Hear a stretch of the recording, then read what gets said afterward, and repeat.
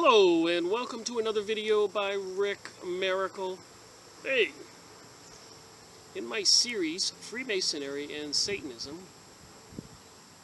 this video will be a continuation of Carlos Castaneda, A Separate Reality. Further conversations with Don Juan, author of the bestseller The Art of Dreaming. I'll probably have to get that book. As I mentioned in previous videos, I have some pretty bizarre dreams, and I've read in some of these esoteric books, the Theosophist Society, Rosicrucians, etc., that they believe dreaming is your spirit, your soul, leaving your body and actually being someplace else. I suppose with all my studies, we'll get around to something like that. So anyways, Carlos Castaneda, there's 2 chapters in this book. I went over the preliminaries of seeing. Maybe I can make this make more sense. I have been watching a video a friend of mine sent me on Rosicrucians by the author Dr. Robert Gilbert. And he tells some very interesting things. Outside here, little bugs. About Rosicrucianism and their philosophy about reality. What we really are. And you have to pay attention, because you can fall into a trap and believe what somebody's saying, like me right now. That's why I read books, and then I throw my conversation in there. After reading so many books, I feel I'm entitled to have an opinion. The First Amendment, in the U.S. Constitution, freedom of speech and thought. So if I were watching my videos, I would have a notebook and a pen. And things that I didn't agree with, or I did and I wanted to further research, I would take notes and go look them up and find the books. And, well, what I've done for 11 years. So Dr. Robert Gilbert, who was doing a video on Rosicrucianism, apparently said he studied the Rosicrucian for 20 years or something. Would be a good portion of his life. But he was saying Satan was really not some real being, but some esoteric thought. And Lucifer is really the good divine being, and misjudged by peoples of the planet. So as far as I go, my alarm bells start going boing, boing, boing. Trying to say Lucifer's the good guy. And so we know from a lot of evidence, including something called a book on the conclave constitution of the Rosicrucians in 1916. You can find the book online. 1916 Rosicrucian Convention, something like that. Anyways, a lot of speakers get up on the podium and have their say and do a speech. But apparently it became quite clear during that convention, which was one of the major events. Like, we have a Republican convention to elect a president every 4 years and a Democratic convention. Well, these Rosicrucians have their conventions periodically. But anyways, it was acknowledged that the Illuminati, Freemasons, the Rosicrucians, and others are all part of the same philosophy. All right, it's Friday, the 12th of August. Started this video a few minutes that you just saw yesterday, but somebody cranked up a lawnmower and I had to stop. So I have to kind of get my thoughts here. We're talking about the Rosicrucians. And my point is, when it has something to do with this book, is something called physical reality. I mean, what motivates the Rosicrucians and their discussion? I was just watching a video on YouTube a friend of mine sent me. And the speaker was telling the audience, as they were, I guess, getting some classes on initiation, that she could see some pixies and some Syrian aliens and some other beings from another dimension because her sight, she was initiated. So here she is speaking to a group of people in this hall building, and she's telling them, well, I welcome the pixies, I welcome the Syrians and some other aliens, angelic beings, masters. So here's Carlos Castaneda from Los Angeles, a writer, visiting Don Juan about the how these shamas, witch doctors, another word, but shamas is a nice word, into white magic, black magic. Even Don Juan, the shama, says you have to be careful with these magicians, these sorcerers. And I had a heated discussion with a friend of mine who said, you know, there's nothing wrong with this new age and ascension.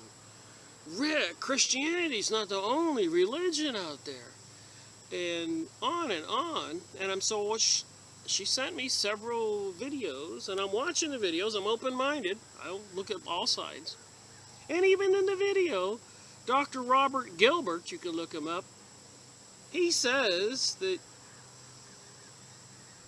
when they teach Rosicrucians and initiates, there's a law, one law, number one, is that people can't use these superpowers, these seemingly ability to summon these beings from this dimension they can see into, control these beings, and make them do things so that they can get what they want.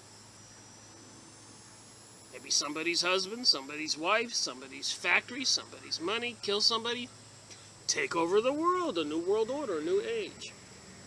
So that's why I go off in these different directions with the UFO and alien thing, the Theophist Society, shamans, peyote, Hopi Indians, Peruvians, the ayahuasca drug, and apparently the seemingly importance of taking over Afghanistan, getting a hold of the opium crops, and then causing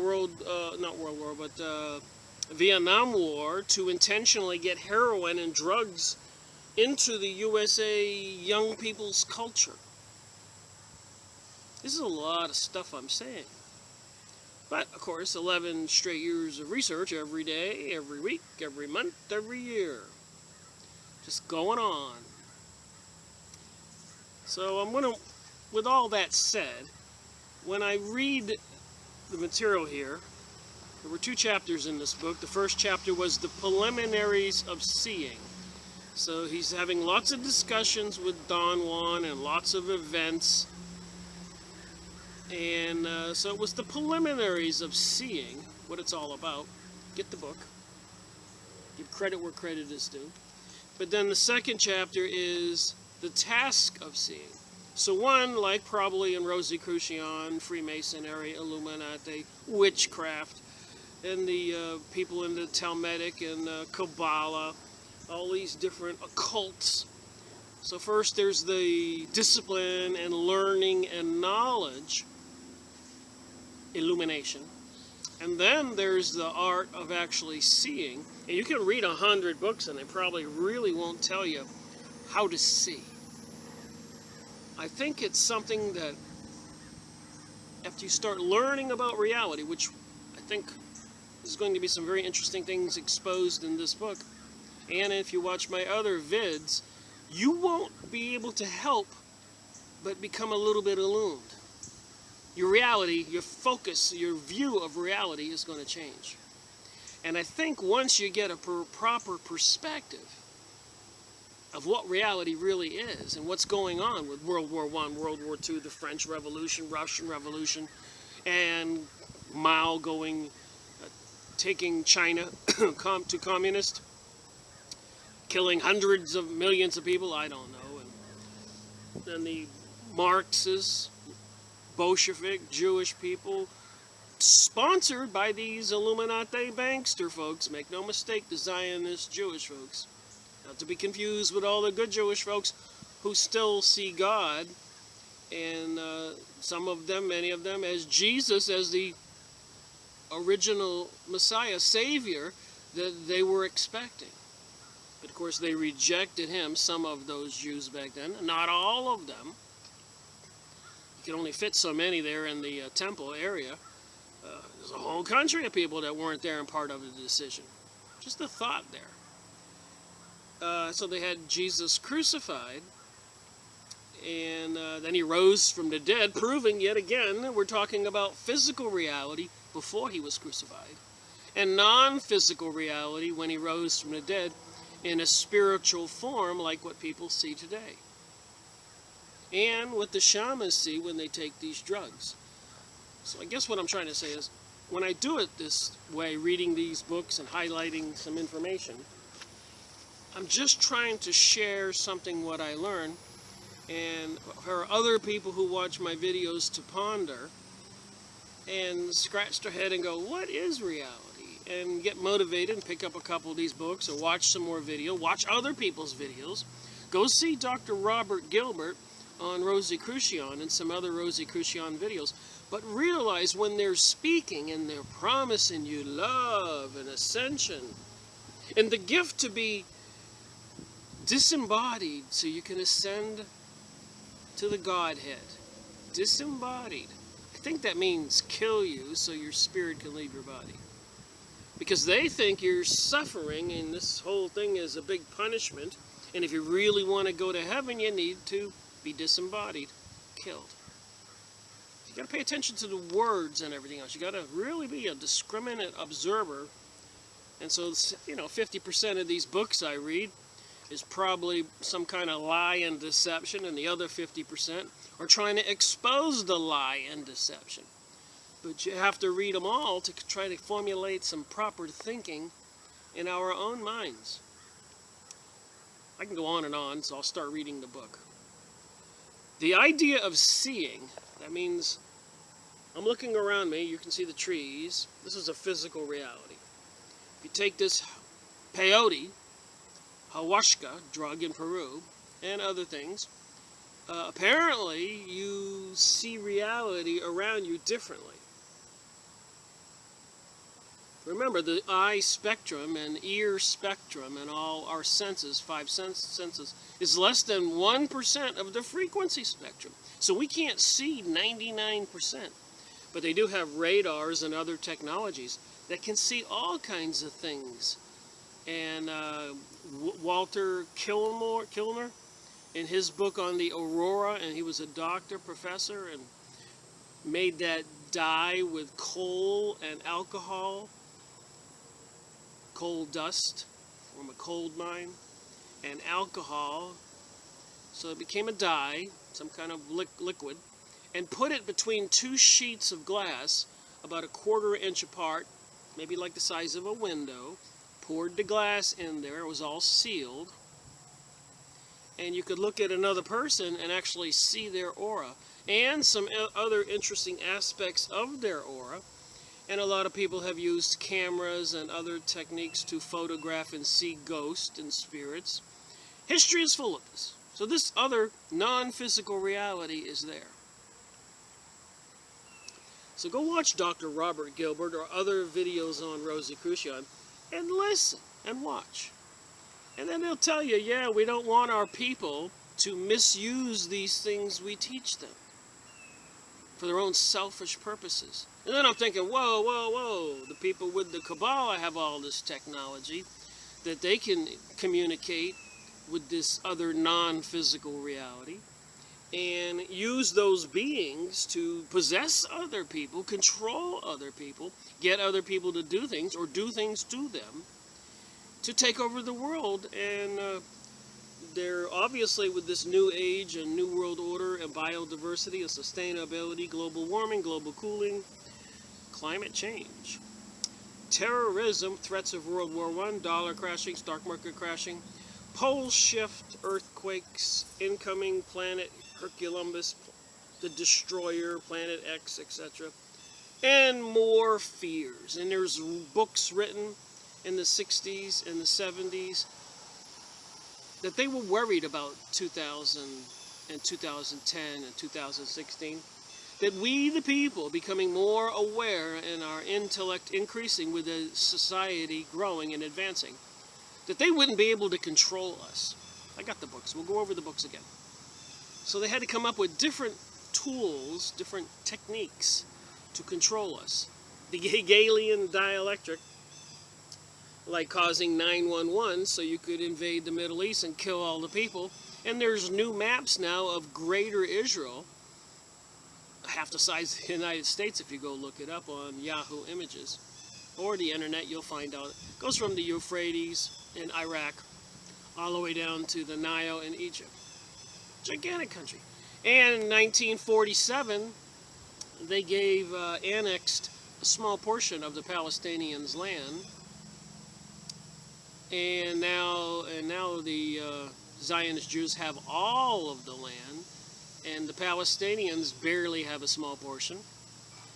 And interestingly enough, there was I think it was New York Times press release. Anyways, Google has taken it upon itself that when you search that particular area, Israel, they've taken the word Palestine off the map altogether.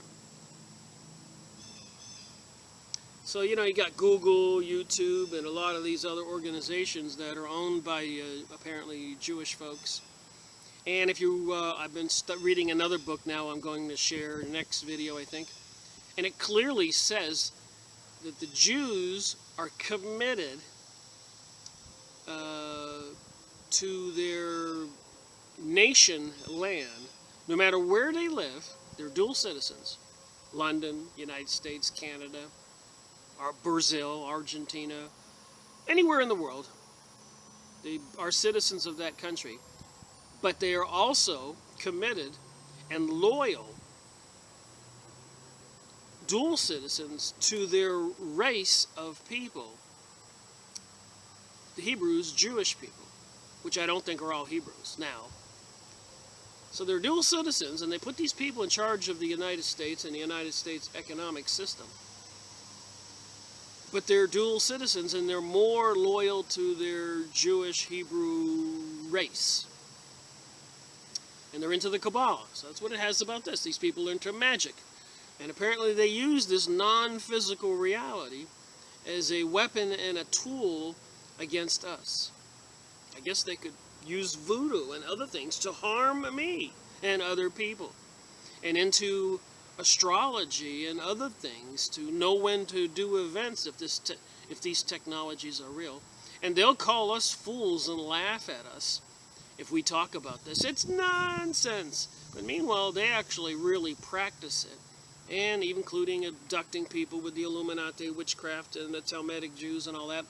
Performing sacrifices, even Hitler, apparently, according to Rabbi Marvin Entelman's 2 books to eliminate the opate, your belief in God, that in Hitler's diary, they kidnapped abducted a young gypsy, Munich, Germany man, sacrificed him to bring forth some being, which apparently appeared, and it was a girl on an adjoining altar to be impregnated, I guess to create some kind of interdimensional race of beings. But apparently the being appeared but failed to impregnate the girl. My point is, there's just so much evidence of this physical reality that we all see, and try to ridicule us if we think there's anything else, tell us we're full of superstition and all that. Meanwhile, the non-physical reality seems to be becoming more obvious to everybody every day, including CERN. And all these videos that a lot of other people make that I watch. So the idea of seeing means viewing this non-physical reality. And if you meditate or you take yoga, join the Rosicrucians, Freemasons, Illuminati, Zionists, and Kabbalah, and all these other mystery school of Babylon, if you want to know what that is, go watch William Cooper's, key that on YouTube, and Mystery School of Babylon, and spend a couple of weeks like I did watching some of William Cooper's videos. Awesome material. So the idea of seeing had become an obsession with me. This would be Carlos Castaneda. Remember, this is chapter 2, the task of seeing. And the first video I made was the preliminaries of seeing. And I didn't read all of that chapter by any means. And nor will I read all of this chapter. So maybe you get motivated and you want to get the proof for yourself and buy this book. So the idea of seeing had become an obsession with me, and I had made up my mind to use the hallucinogenic smoking mixture again. I want to learn to see, Don Juan, I said bluntly. Do you think there's any chance I could learn to see without it? So he wanted to learn to see, but he really didn't want to have to do that peyote again. Apparently it's a very traumatic experience. You get quite sick of everything. No, he said, you will have to use the smoke. Obviously, there is something in you that resembles seeing, but isn't. You're plugged up, and only the smoke can help you. So like I said, watching this video, listening to me, and watching other videos on these subjects will probably make you slightly illuminated to start to become aware. And the more that you wake up, the faster you start to become illuminated, and maybe even kick in some of your psychic abilities. But remember, these things come with responsibilities. You know, you take somebody like me, and you show me how to use these magic abilities, summoning beings and controlling the forces. You know, I wouldn't use them for evil. I grew up as a Christian, and we all know the Ten Commandments, and we know the punishment is very severe for your spirit and soul when you leave this world. I believe that stuff. But a lot of people don't, and when they get these powers, they can be very malevolent and evil. And that's been my whole point on this series, Freemasonry and Satanism. There's plenty of evidence that they have these abilities and are illuminated and can exist in this physical reality, and they learn how to also do things in the non-physical reality. And they want people not to believe in Jesus, not to believe in God, or whatever, while they're into this non-physical reality, Illuminati, Freemasons, Knights of Columbia, Knights of Malta, all these mystery schools where they swear under threat of death, having their throat cut or their stomach, to not disclose these things that we're learning on these videos, mine and many others. Obviously, there is something in you that resembles seeing, so some of us have some psychic abilities already, intuition, different things. So once you start paying attention around you and thinking, seeing, things change. I'm going to go with that on the Rosicrucian teachings. And I make these videos because these people don't really want to share that information with everybody. And I think everybody should learn how to use these abilities more than your 5 senses, the 6th sense. Only smoke can help you. Why does one have to smoke? Why can't one simply learn to see by oneself? And obviously from a lot of people throughout history, prophets and mediums and psychics and all that, some people were born almost with these being able to see and know. And there are different variations of seeing and knowing. Clairvoyance, being able to see things in the future. Maybe something that's going to happen. Maybe something that has happened. If you hold somebody's clothing in your hand, where they are, using a pendulum like I do to find water, and supposedly get answers from the realm of God and Jesus if you ask the question in Jesus' name. Even Jesus said in the Bible, you have to test the spirits, look it up. And Jesus, a dozen times or more in the Bible, was casting out unclean spirits and demons from people. There's just so much just reading St. Matthew, St. Mark, St. Luke, St. John. I probably didn't have to do 11 years worth of research. If I'd have just read the Bible and just believed it, I'd have been there. But I had to take the long road to China, which a lot of us do. Why can't one simply learn to see by oneself? I have a very earnest desire. Isn't that enough? No, it's not enough, says Don Juan. Seeing is not so simple. And smoke, remember, that raises your body frequency. It alters your metabolism so that you can see into this other reality. The smoke can give you the speed you need to catch a glimpse of that fleeting world. Otherwise, you will only look. What do you mean by a fleeting world? And I'm only reading my highlighted portions. You can see very little here. So you go on Abe Books on the internet or a bookstore or Amazon and get these books that I go over. All right, I have been very careful with you, and my acts have been very deliberate. And I suppose these are what these Rosicrucian teachers and masters do with their new students, the initiates. He said, because it's Mescalito's desire that you understand my desire. So apparently there's this entity on the that Don Juan can see that he calls Mescalito. So you take the peyote or the Jimson weed or other drugs, so you can see this being, apparently that'll help you in life, called Mescalito. Moving on here, I will fill the pipe's bowl once. You will smoke all of it and then rest. Then the keeper of the other world will come. You will do nothing but observe it. Observe how it moves. Observe everything it does. Your life may depend on how well you watch.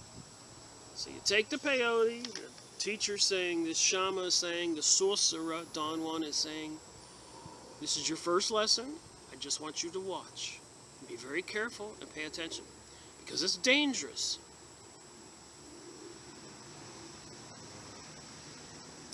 So I insisted desperately that he tell me about this guardian, Mescalito.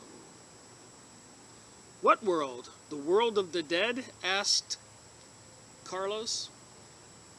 It's not the world of the dead, or the world of anything. It's just another world.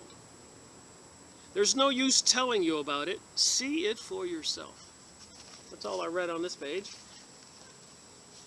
So I'm going to be going over more materials like this, and I suspect this has everything to do with the UFO and alien situation. And they got the Mescalito being here that if you don't protect yourself, you're likely to get killed. And the people into the Kabbalah and all this other mystery school of Babylon witchcraft, who are they serving, and what does this being, is it some satanic being, Luciferic, cast out angel? That's for me to continue to research and use my God-given brain to try to figure it out, as I have chosen to investigate what the heck is going on in the world.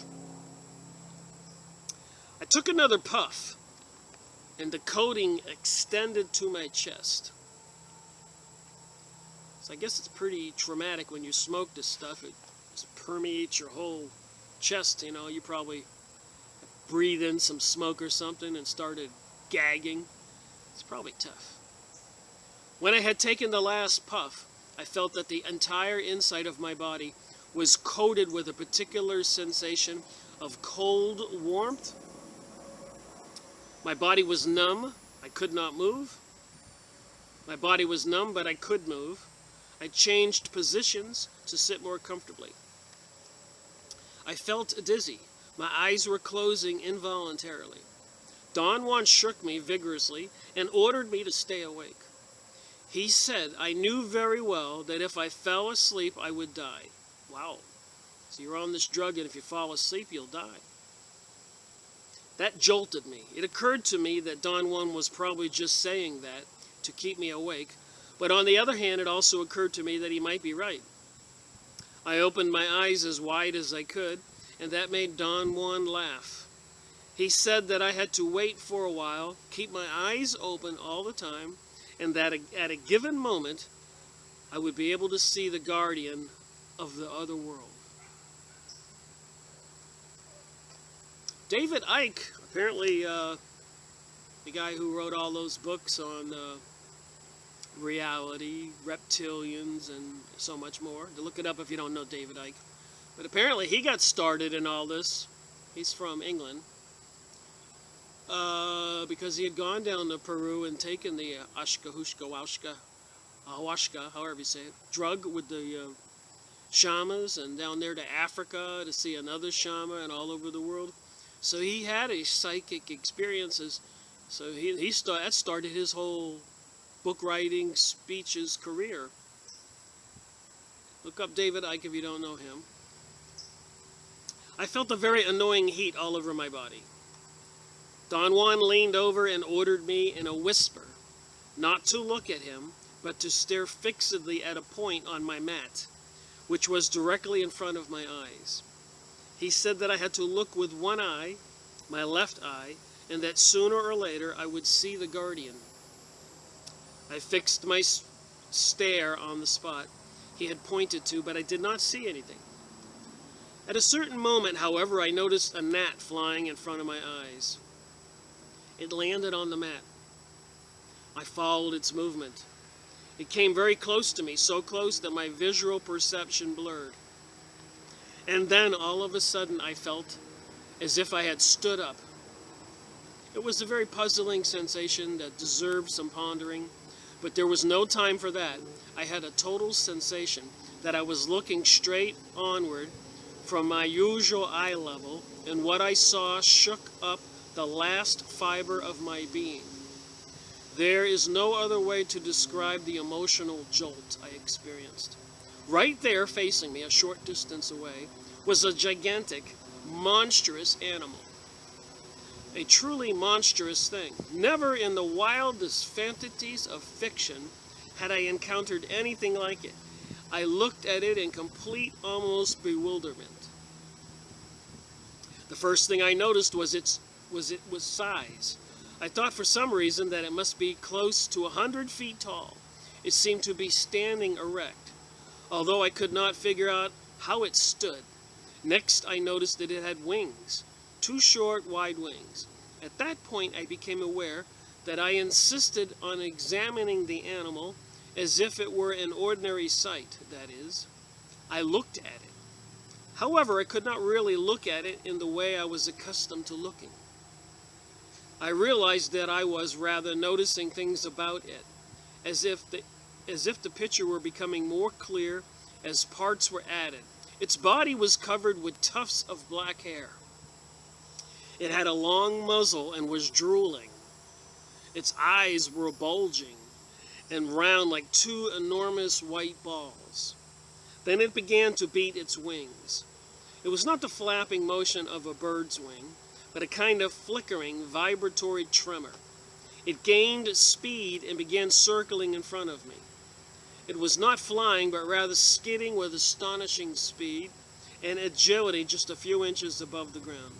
For a moment, I found myself engrossed in watching it move. I thought its movements were ugly, yet its speed and easiness were superb. It circled twice in front of me, vibrating its wings, and whatever was drooling out of its mouth flew in all directions. Then it turned around and skidded away at an incredible speed until it disappeared in the distance. I stared fixedly in the direction it had gone because there was nothing else I could do. I had an almost peculiar sensation of being incapable of organizing my thoughts coherently. I could not move away, It was as if I were glued to the spot. Moving on, page 118. Then I saw something like a cloud in the distance. An instant later, a gigantic beast was circling again at full speed in front of me. Its wings cut closer and closer to my eyes until they hit me.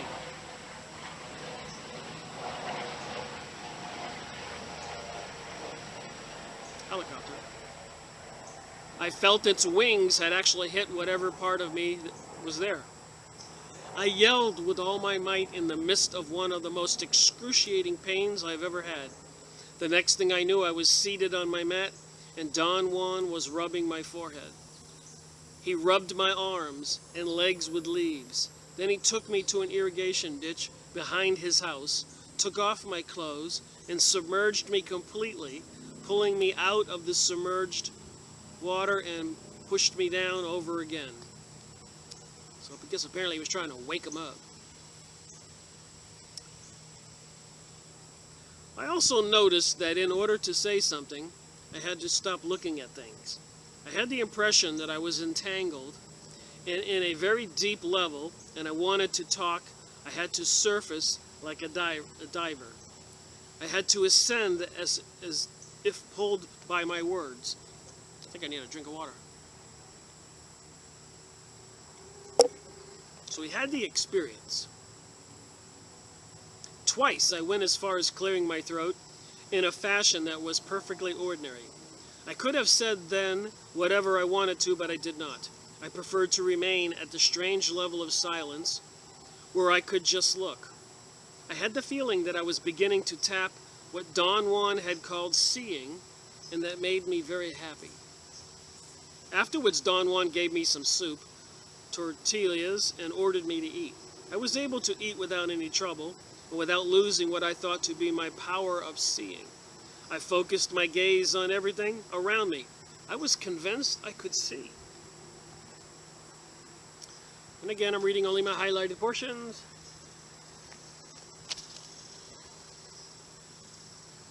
Don Juan says, "You went to look for the keeper, and of course you found it." But what was it, Don Juan? The guardian, the keeper, the sentry of the other world, Don Juan said factually. So apparently when you do take these drugs and go into this other world, there's protections there. It could be, unless you get trained, I guess it could be a dangerous experience. I intended to relate to him the details of the portentous and ugly beast, but he disregarded my attempt, saying that my experience was nothing special, that any man could do that. I told him that the guardian had been such a shock to me that I really had not yet been able to think about it.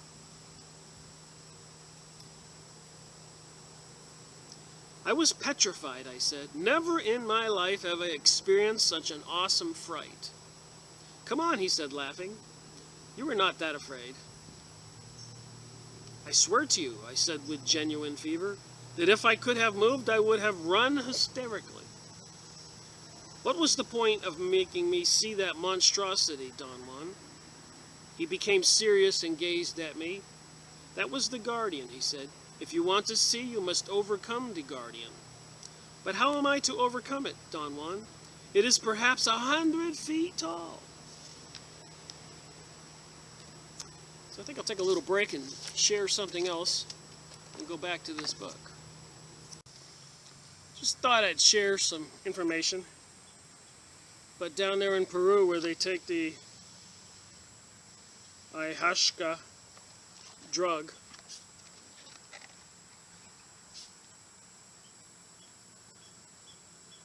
they see these images. This particular shaman here was really good at drawing. And one university professor brought him some drawing material, so when he went into the drug-induced state of seeing, he could draw what he saw.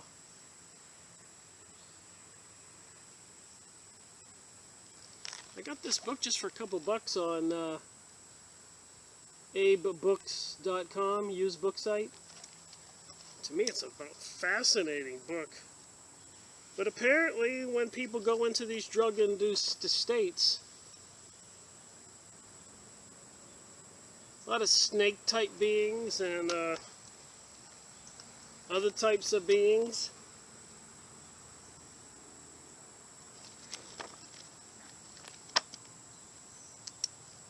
just doing my investigation and sharing what people see.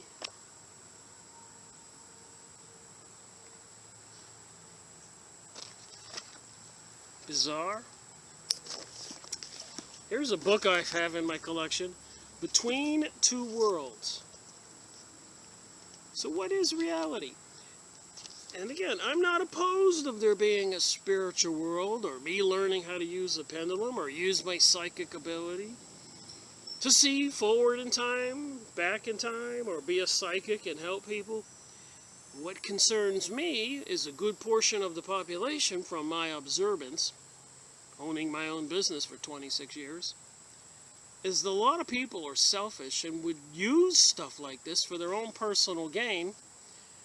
And, you know, the Zionist Jewish folks into the Kabbalah, and other people into witchcraft and magic, and the Talmud and sacrificing people and all that stuff. Doesn't sound too good to me. So Between Two Worlds, in the back of this, Nadar Fodor, I have to read it. I don't remember reading it. I don't see any pictures. Strange pathways of the mind.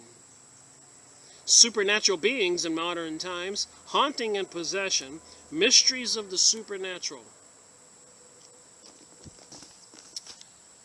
And then I did read this, The Hopi Indians by Frank Waters. Apparently, prior to the Great Flood, some beings helped the Hopis build underground facilities to survive. And they do have a bunch of pictures.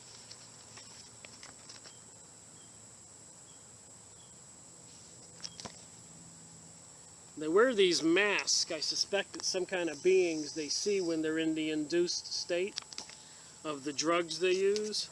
And they have these religious ceremonies. So if I were going to recommend an interesting read, it would be this book.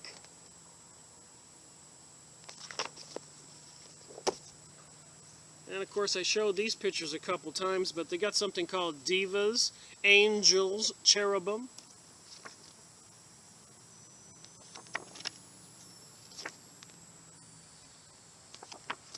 The Hindu religion, the Buddhist religion with these beings.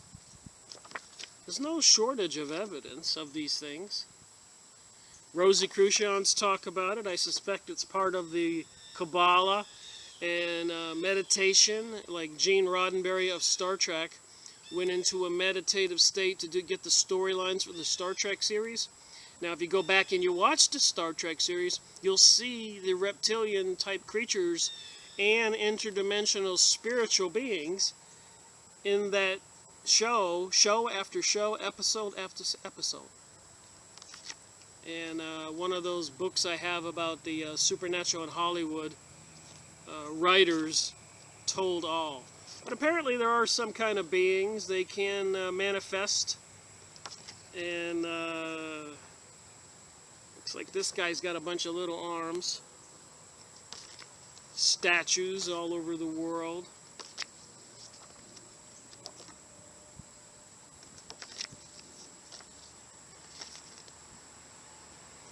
Divas, angels, cherubim, demons, Syrians, pixies, according to that one Rosicrucian video I was watching this morning. Beings that are probably all around us. Maybe these are pixies.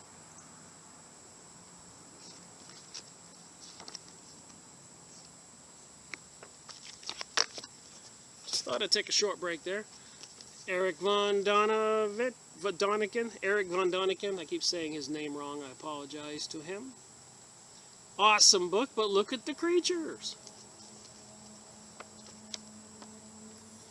Apparently they found these rocks down there in Ecuador with the star system Pleiades or something on the bottom and some kind of writing. An all-seeing eye on top of the pyramid. Get it? The all-seeing eye on the dollar bill? And this stone under a fluorescent light glowed.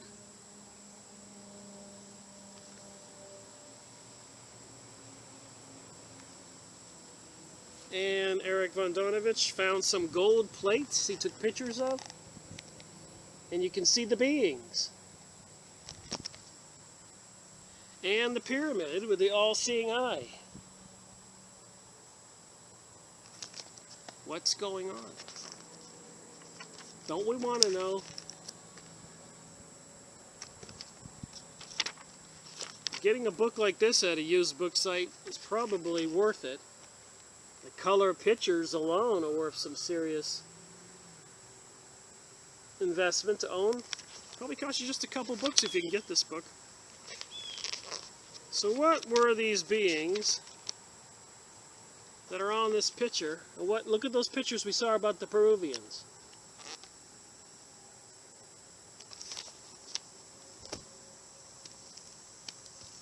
The world of the Aztecs. Look at the beings.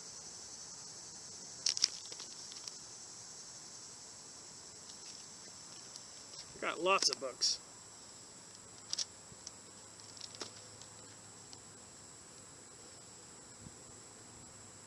All these native tribes were apparently in communication with the other world.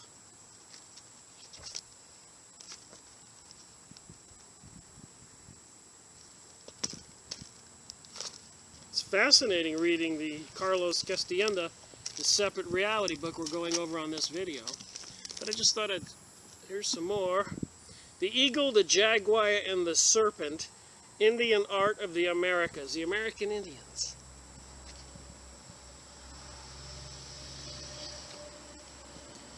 All these cultures.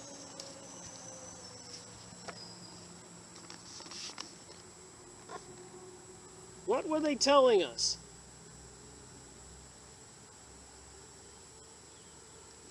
Serpent beings, you notice.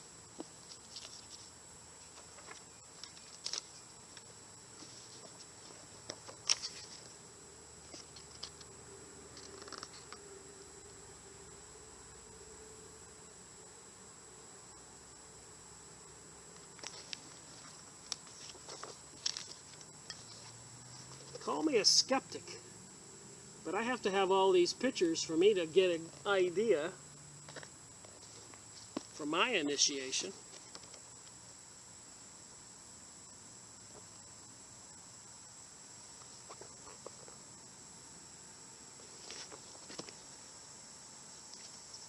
All right, back to the book. So apparently this stuff is real.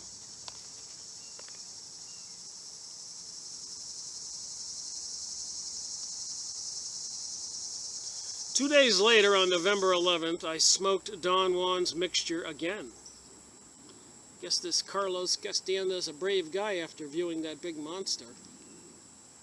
I had asked Don Juan to let me smoke once more to find the guardian. He sat in front of me and told me not to be concerned with anything. He said that the guardian was going to come and that I had a ringside seat to see it.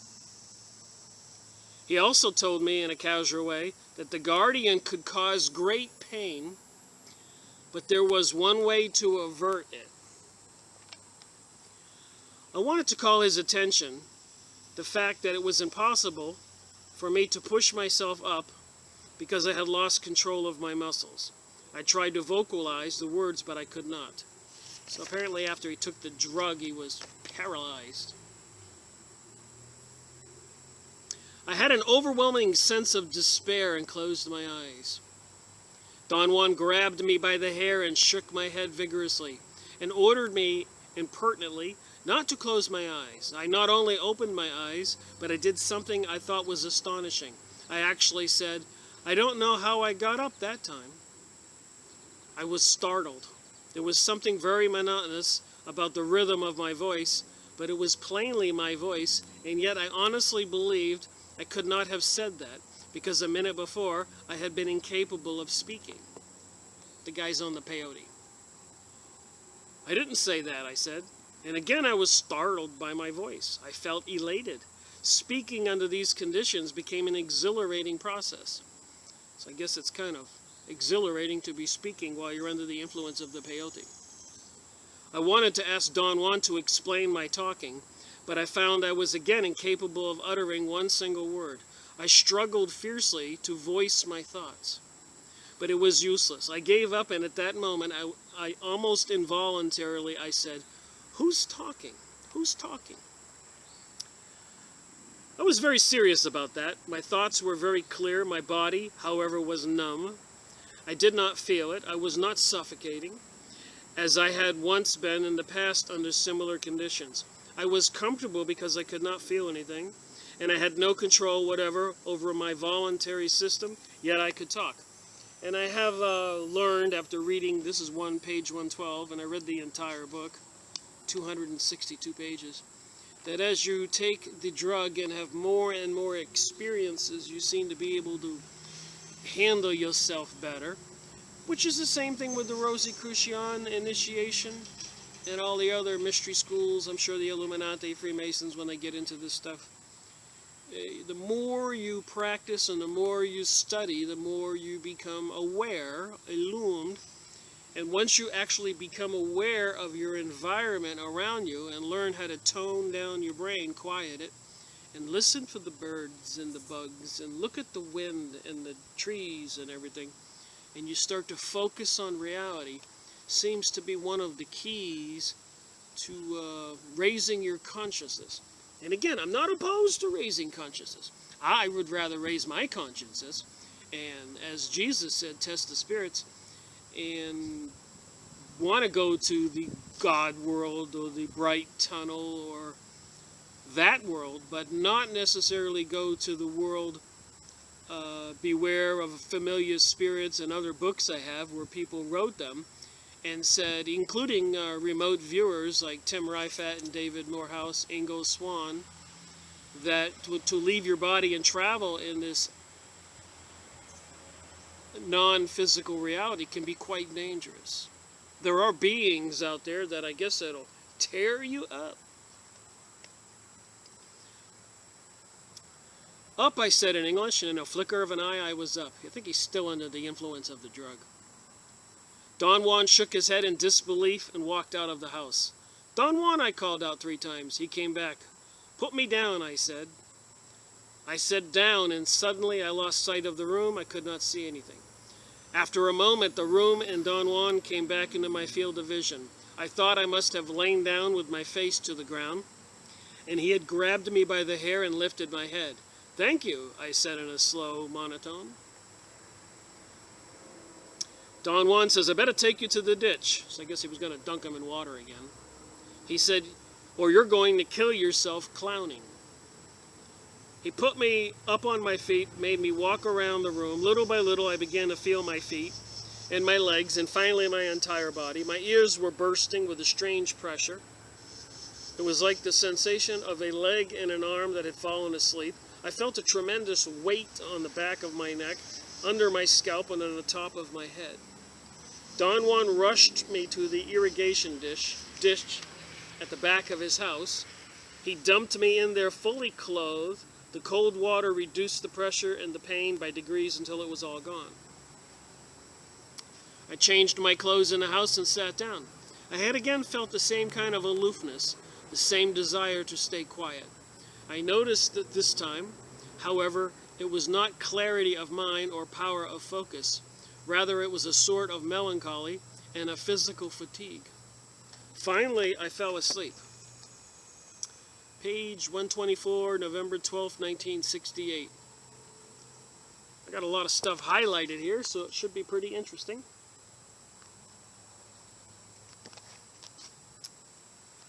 "I know now that it was I who talked," I said.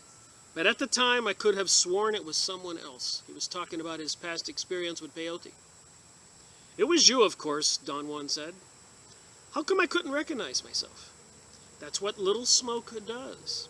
One can talk and not notice it, or one can move thousands of miles and not notice that either. So I suspect it's another way of leaving your body to see this other world. That also how one can go through things. So apparently you can leave your body and you can go right through a wall. The little smoke removes the body and one is free like the wind. So the little smoke, the peyote, helps you to leave your body, and thus you can see the other world, like we just noticed in the Peruvian pictures and these American Indian and Aztec and all that stuff. Better than the wind can be stopped by a rock or a wall or a mountain. The little smoke makes one as free as the air, perhaps even freer. The air can be locked in a tomb and become stale, but with the aid of the little smoke, one cannot be stopped or locked in. So I guess when you leave your body, they can't put you in some kind of lamp like I Dream of Jeannie and put the cap on it and keep you in there. Then one can really do those things, Don Juan. What do you think? You would rather think you're crazy, wouldn't you? He said cuttingly. Well, it's easy for you to accept those things. For me, it's impossible. It's not easy for me. I don't have any... I got a fly on me. I don't have any more privileges than you. Those things are equally hard for you, or for me, or for anyone else, Don Juan says.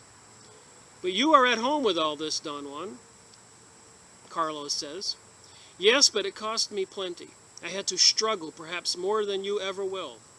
You have a baffling way of getting everything to work for you. You have no idea how hard I had to toil to do what you did yesterday.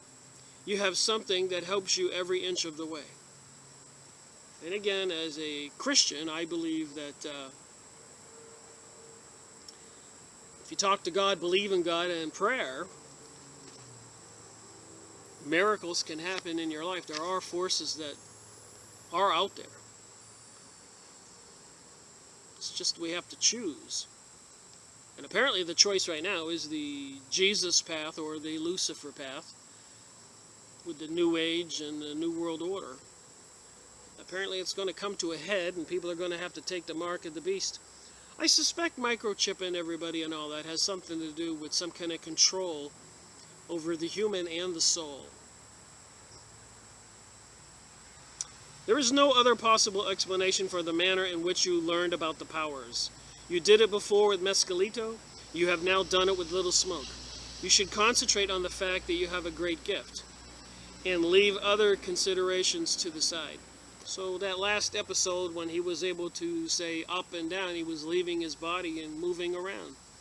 And it kind of freaked him out. What happened to me? Alright, moving on. Don Juan says, you should concentrate on the fact that you have a great gift and leave other considerations on the side. Seems like Carlos Castaneda just likes to pick this stuff apart and kind of gives Don Juan a hard time with questions and questions and questions, which I suppose many of us would. You make it sound so easy, but it isn't. I'm torn inside. You'll be one piece again soon enough. You have not taken care of your body, and for one thing, you're too fat. The same thing happened to me. I quit for 5.5 years, said Don Juan. Why did you stay away, Don Juan? For the same reason you did. I didn't like it. Why did you come back? For the same reason you have come back yourself. Because there is no other way to live. That statement had a great impact on me, for I had found myself thinking that perhaps there was no other way to live. I had never voiced that thought to anyone, yet Don Juan had surmised it correctly. You got up when you wanted to, but I don't know how I did that. It takes time to perfect that technique. The important thing, however, is that you know how to do it. But I don't, that's the point. I really don't. Of course you do, said Don Juan. So learning this stuff to enter this other reality is not a piece of cake. I suppose that's why initiates have to spend years with their teachers and masters. And again, with these organizations like Rosicrucians and Freemasons, Illuminati, Zionism, Kabbalah people, all swearing with threat of death not to share this with the rest of us, and them having greater abilities to control the world around us, and working together to dominate the financial economic system in the world and to take people's property and kill off populations. The people into this secret knowledge, the occult. So all this I'm talking about is the occult. It's the secrets of nature, secrets of reality that they don't want us to know.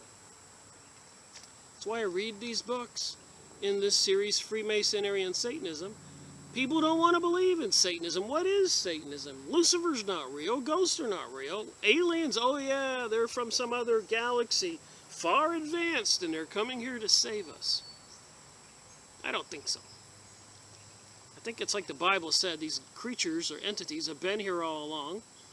God is easy to understand. He's a spiritual being. And 1/3 of the angels with Lucifer were cast out of heaven, wherever the spiritual realm is. And so you have those people that were cast out that are somewhere.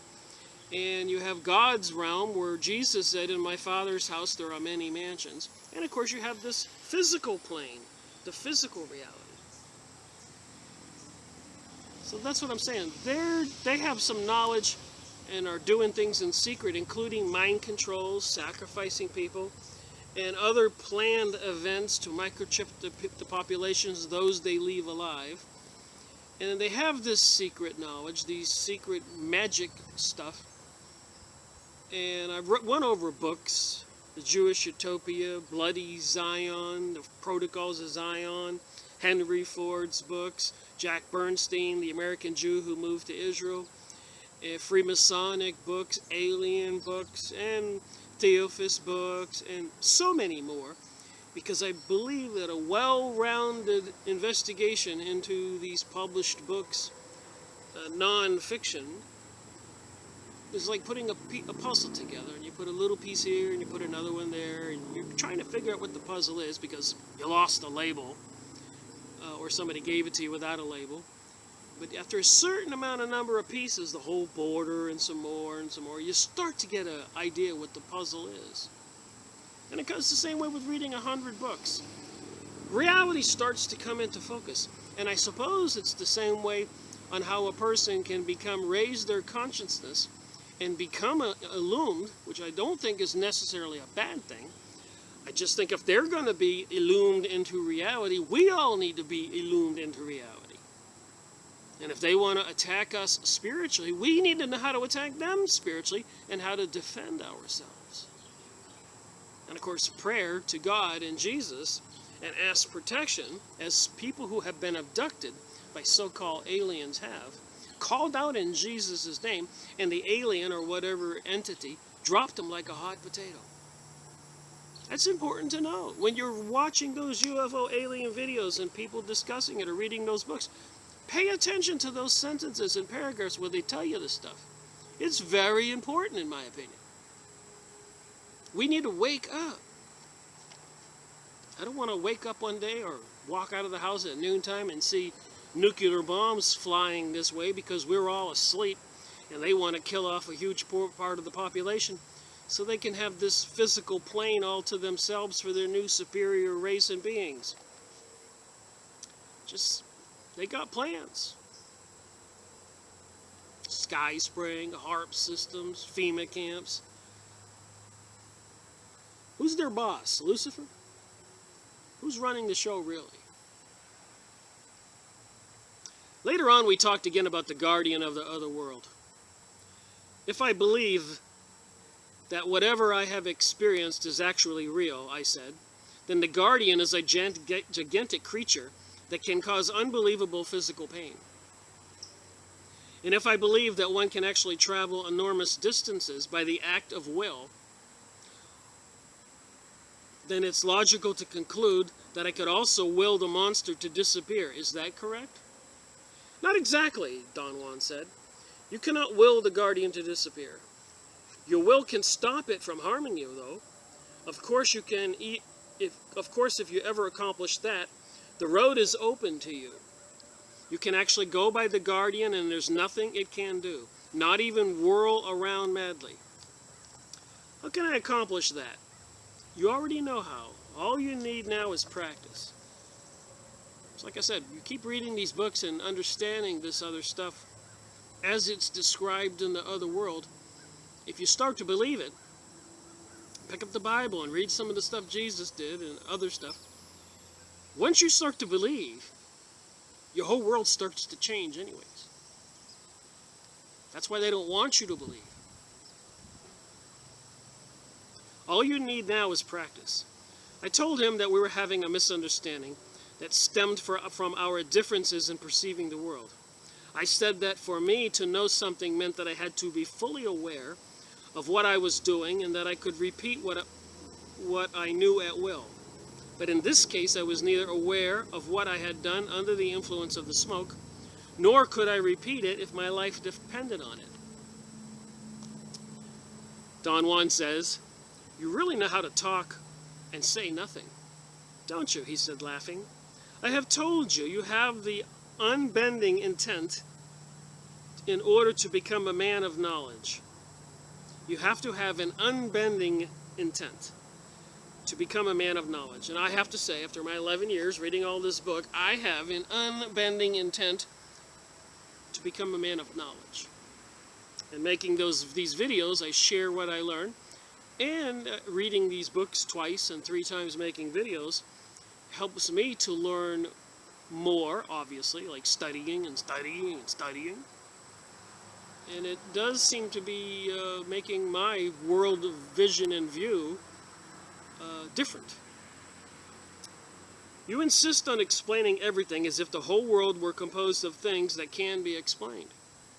Now you are confronted with the guardian and with the problem of moving by yourself your will. Has it ever occurred to you that only a few things in this world can be explained your way?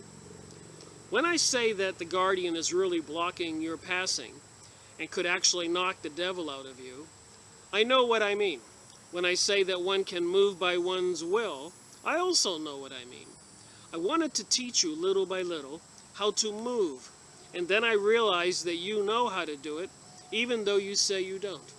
And as spiritual being in these biological bodies, in other words, having a non-physical entity in this physical body, I learned these words, I'm looking over at my notes here, from Robert Gilbert, Dr. Robert Gilbert, watching that Rosie Crucian video.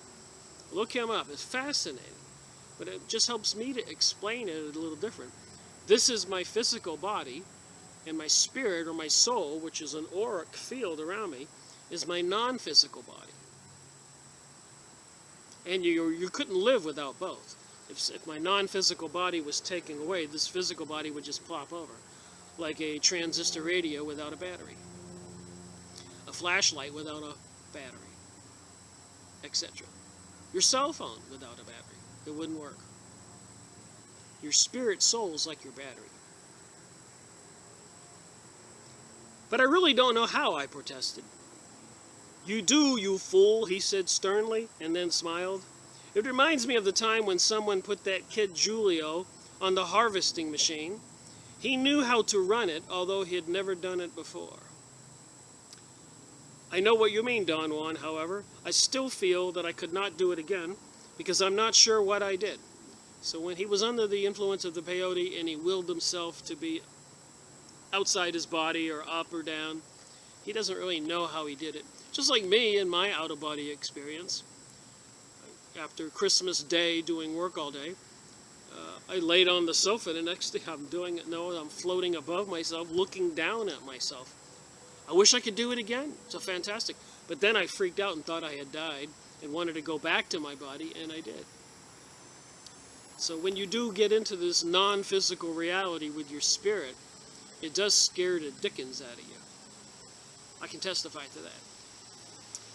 A phony sorcerer tries to explain everything in the world with explanations he is not sure of. He said, and so everything is witchcraft. See, here they use the word witchcraft. But then you're no better. You also want to explain everything your way, and you're not sure of your explanations either. And I use the word witchcraft a lot, just so people can understand what occult means. Sorcerer, shaman, Kabbalah, the Zionists, the Talmud, secrets the Vatican knows, the Jesuits. All these people know things they're not sharing with we, the people of the population. And I think that's detrimental to us. Ignorance is not bliss. When they pull some kind of event and declare martial law and deceive everybody, it's not going to be good. Moving on, page 127. Don Juan got up and went into the house. A few moments later, he called me inside. He was sitting in the middle of his room and had placed my straw mat in front of his. He motioned me to sit down when, without saying a word, he unwrapped his pipe, took out its sheath, filled its bowl with his smoking mixture, and lit it. He had even brought into his room a clay tray filled with small charcoals. He did not ask me whether I was willing to smoke. He just handed me the pipe and told me to puff. I did not hesitate. Don Juan had apparently assessed my mood correctly. My overwhelming curiosity about the Guardian must have been obvious to him. I did not need to coax and eagerly smoked the entire bowl. I did not need to be coaxed. And I'm only reading my highlighted portions. I keep saying that so that if it seems like I'm skipping something, I am. I'm not trying to read an audiobook. I highlighted some stuff so I could have some discussion on it. It's nice, I said. Don Juan got up hurriedly. Don't you dare start with that crap, he said forcefully. Don't talk. You'll waste every bit of energy talking. So apparently when you go under this drug, you should focus and not be chit-chatting. And then the Guardian will mash you down like you would smash a gnat. I was totally aware something transcendental was about to unfold in front of me. A gnat who guarded the other world. It was a ludicrous thought. I felt like laughing out loud. And then I realized that my elation was distracting me, and I was going to miss the transition period I wanted to clarify. In my previous attempt to see the Guardian, I had looked at the gnat first with my left eye, and then I felt that I had stood up and looked at it with both eyes, but I was not aware how that transition had occurred. I saw the gnat whirling around on the mat in front of my face and realized I was looking at it with both eyes. It came very close. At a given moment, I could not see it with both eyes any longer and shifted my view to my left eye, which was level to the ground. The instant I changed focus, I also felt that I had straightened my body to a fully vertical position, and I was looking at an unbelievable, enormous animal. It was brilliantly black. Its front was covered with long, black, insidious hair, which looked like spikes coming through the cracks of some slick, shiny scales. The hair was actually arranged in tufts. Its body was massive, thick and round. Its wings were wide and short in comparison to the length of its body. It had two white, bulging eyes and a long muzzle. This time it looked more like an alligator. It seemed to have long ears and perhaps horns, and it was drooling.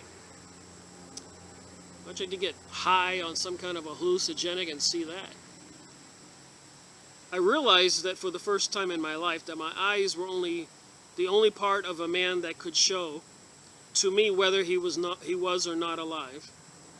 To me, whether or not he was alive. The Guardian, on the other hand, had 1,000,000 eyes.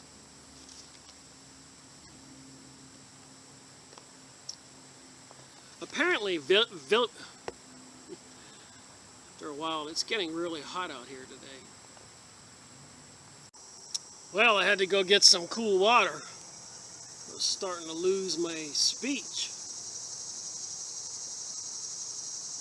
While I was in the house, I thought of something interesting. When I went to the Hopi reservation, I got a couple things that they were selling there. This is a Hopi doll. Apparently, the young kid who sold it to me said it's supposed to ward off evil spirits. I'm not quite sure what this is for, but they probably use it in their dances. And maybe it's to call the spirits.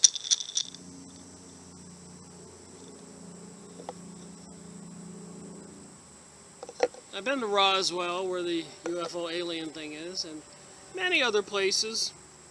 Went down to Mexico a lot, Costa Rica, travel around the country, buying old books and all that. In my research, since I made a decision to start it in 2005, after, of course, we all know that 2001 and 9/11 and the housing crashing market, even in Argentina or Germany, and I just thought to myself, how can everything be going south all over the world? And of course, now I believe it's because it's all in preparation for the New World Order. You can't offer the people a New World Order, and they won't accept it until you bring them to their knees. And the other books I go over, this is mentioned in a lot of the books, and the plannings for the Jewish utopia, Zionism, the Freemasonic, the Illuminati New World Order, Hegelian dialectic, causing one event and blaming it on somebody else so that you can do something, deceiving everybody.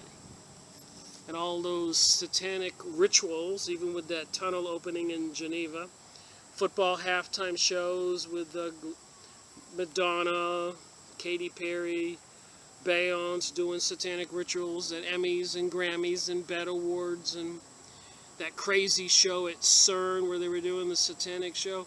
I think there is something going on in this spiritual world. I don't think all this stuff, I think when you talk about Pythagoras' theorem and sacred geometry and the words that are coming out of my mouth, which if I speak on a little membrane with sand on it through a tube, different shapes will come up if I use different vowels, O, U, A, I, or consonants, T, W. And some of them look like flowers and leaves. So words are vibrations, and vibrations apparently can cause different kinds of magical effects, natural science. And what I'm talking about here, of course, is in this book, wanting to further investigate the physical reality, the one around me right now, versus the non-physical reality, where different things can either bring the spirits to us or ward them away. So if you are being possessed or something called parasites, spiritual entities might want to live off your energy, and you have to ask in Jesus' name for them to leave, and if they don't leave, for them to be punished. You can drive parasitic or spiritual beings from yourself. Almost had a car accident in front of me. Road's that way. I just got distracted. Anyways, so it's just an interesting investigation. So I get back to the book. I get to rambling on.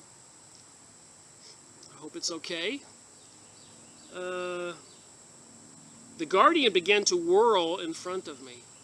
At one moment it stopped. So here is Carlos Castaneda taking peyote again, going into that state, the hallucinogenic, and I felt it was looking at me.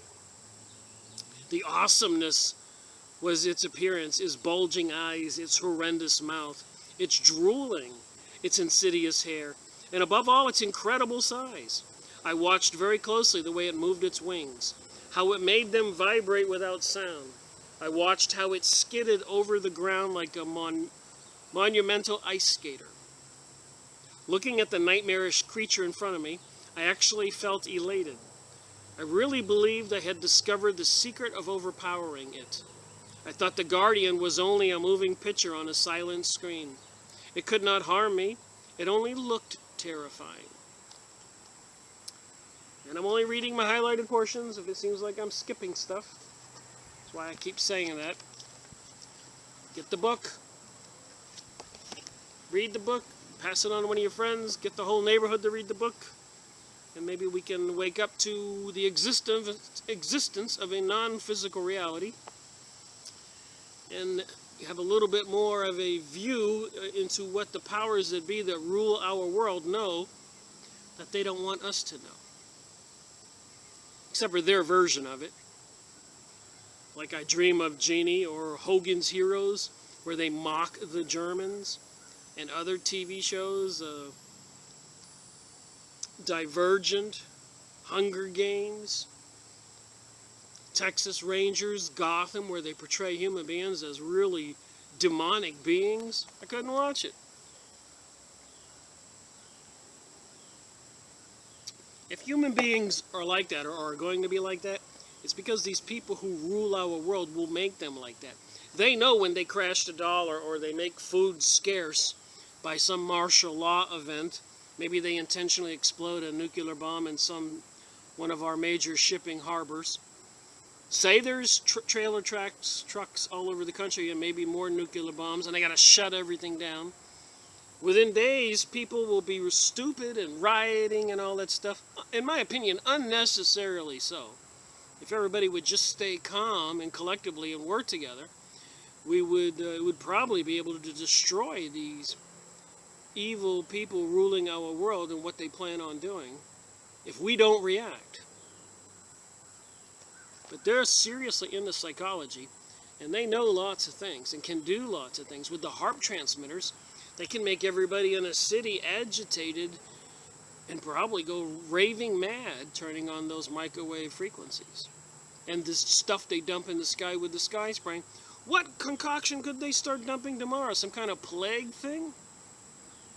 And everybody's nose and lungs start bleeding, and I don't even want to go there. Can we trust these people who run our world, who are talking all the time now about threats of World War III and nuclear explosions? I think not. Just my opinion. Suddenly the Guardian appeared again at a point on the horizon. It made a wide circle before stopping in front of me. Its mouth was wide open, like a huge cavern. It had no teeth. It vibrated its wings for an instant, and then it charged at me. It actually charged at me like a bull, and with its gigantic wings it swung at my eyes. I screamed with pain, and then I flew up. Or rather, I felt I had ejected myself up and went soaring beyond the Guardian. I suppose he left his body. Beyond a yellowish plateau into another world, a world of men, and I found myself standing in the middle of Don Juan's room. January 19th, 1969. He has different events with Don Juan, Carlos Castaneda. A separate reality. I really thought I had overpowered the Guardian, I said to Don Juan. And Don Juan says, "You must be kidding. You were lucky that the color on the Guardian's back was on the Guardian's back," he said with a serious face. "Had it been on the front part of its body, or worse yet, on its head, you would have been dead by now.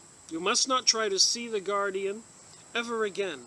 It's not your temperament to cross that plane. Yet I was convinced you could go through it. But let's not talk about it anymore. This is only one of a variety of roads." I suppose the heat index where I'm sitting today is pretty high. It makes one get a little annoyed, irritated rather quickly. But I'm determined to try to finish this video today.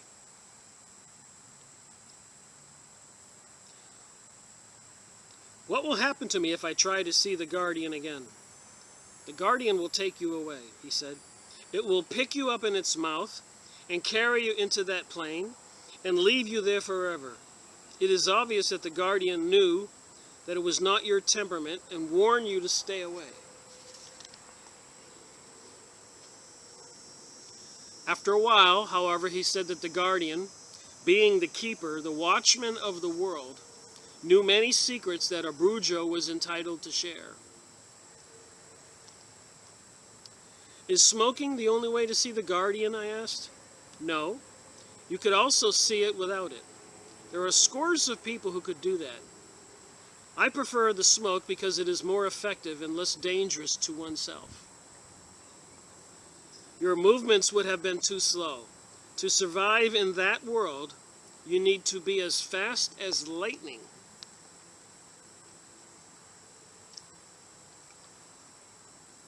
Page 133.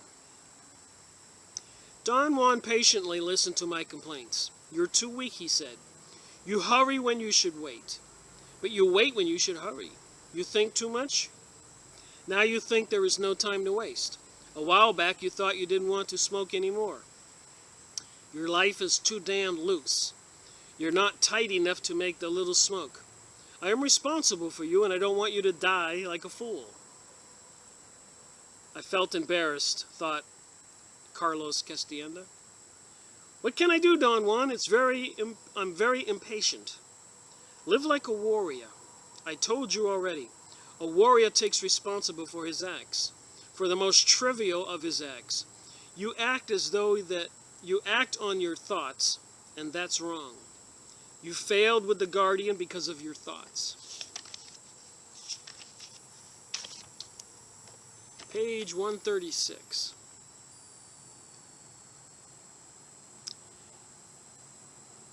Don Juan looked at me fixedly and again at my abdominal region, registered the weird sensation of two gentle fingers clasping it. I moved my eyes away and then glanced back at him. He was looking into the distance, past me. His eyes were foggy and out of focus. So Don Juan is kind of doing a psychic reading on Carlos Castaneda, because Carlos Castaneda is determined to learn how to see. Apparently, it was a promise of your childhood, he said after a moment's silence. What did I promise? He did not answer. His eyes were closed. I smiled involuntarily. I knew he was feeling his way in the dark, however.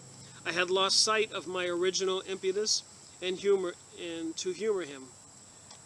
I was a skinny child, he went on, and I was always afraid. So was I, Carlos says. What I remember the most is the terror and sadness that fell upon me when the Mexican soldiers killed my mother. He said softly, as if the memory were still painful. She was a poor, humble Indian. So apparently, you can have personal blocks, things that happened to you in your youth. And when I read this book, the sorcerer, Shama, Don Juan, had to diagnose some of the problems that were impeding Carlos Castaneda's ability to see. Anyways, he goes, I thought they had killed my father too, but they hadn't, Don Juan said. He was wounded. So apparently the authorities in Mexico killed his mother and his... Later on, they put us in a train like cattle and closed the door. For days, they kept us there in the dark like animals.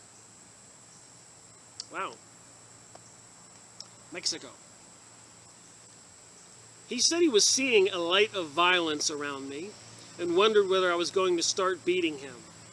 So here's Don Juan the sorcerer, able to do psychic readings. His laughter was a delightful break. He said that I was given to outburst of violent behavior, but that I was not really mean and that most of the time the violence was against myself. He urged me to talk about my childhood. I began to tell him about my years of fear and loneliness and got involved in describing it. Don Juan says, you haven't been defeated yet. He explained that to be defeated was a condition of life which was unavoidable. Men were either victorious or defeated, and depending on that, they became persecutors or victims. These two conditions were prevalent as long as one did not see. Seeing dispelled the illusion of victory or defeat or suffering. So if you can learn how to see, you realize it doesn't matter whether you win or lose, it all is indifferent, according to this. He added that I should learn to see while I was victorious to avoid ever having the memory of being humiliated. I protested that I was not and had never been victorious at anything, that my life was, if anything, a defeat. Don Juan says, down here below, I see a little boy crying, Don Juan said after a pause. So anyways, I'm just going to skip over this stuff. They talk about that apparently Carlos, when he was young, caused some other little boy to have an accident and lose an arm, I think. And apparently he had made some promise that he would help him in life and forgive him for that. And apparently it put a mental block in him for a long time. And again, it is excessively hot, so I need to take a break. All right, continuing on. Page 144. Remember, when I study this stuff, it's because in my Freemasonry and Satanism series, I talk a lot about the occult. I talk a lot about witchcraft. And I think it just behooves us, we the people, to try to get a handle on what this is. A lot of us are just myopic. We look and see just through a small window of reality, not realizing there's much more to reality. All we see is the simple day-to-day, get up, coffee, drive to work, walk to work, whatever. Work all day, take care of the kids, come home, whatever. Have a couple beers or do something, go to bed and start the next day and do it all over and over and over and pay the bills. We just see the physical reality.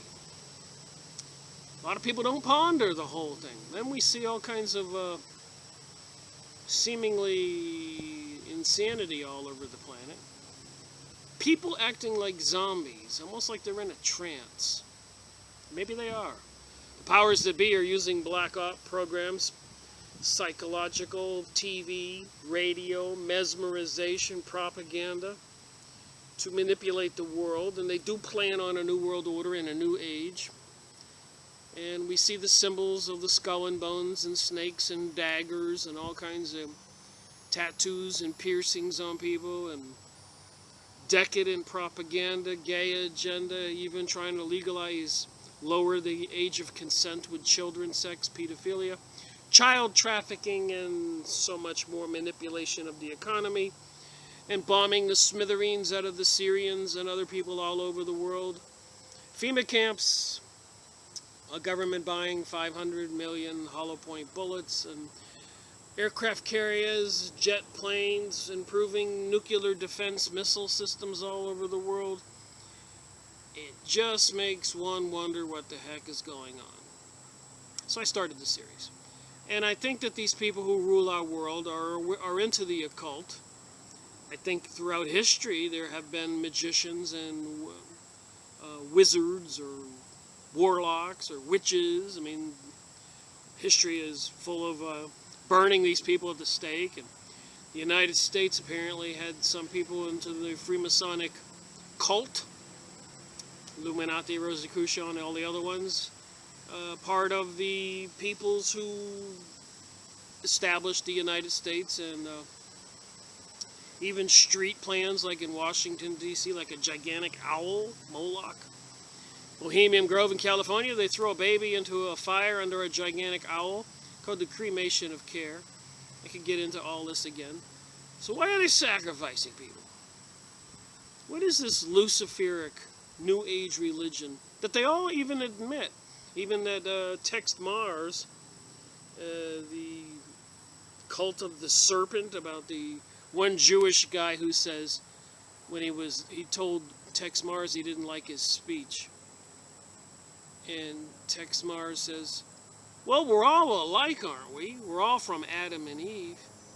And the Jewish guy said, no, our rabbis say we Jewish people are from the seed of the serpent. So when you take into account the occult and witchcraft and the seed of the serpent, and the serpent is in the history of the tribes all over the world, apparently something to do with this non-physical reality. So we need to find out really what's going on. Is the Bible true and correct, which it appears it is? And there is a choice between the world of the Ten Commandments and Jesus and treat others how you want to be treated, versus the Luciferic satanic world, survival of the fittest, and they want to cause chaos and anarchy.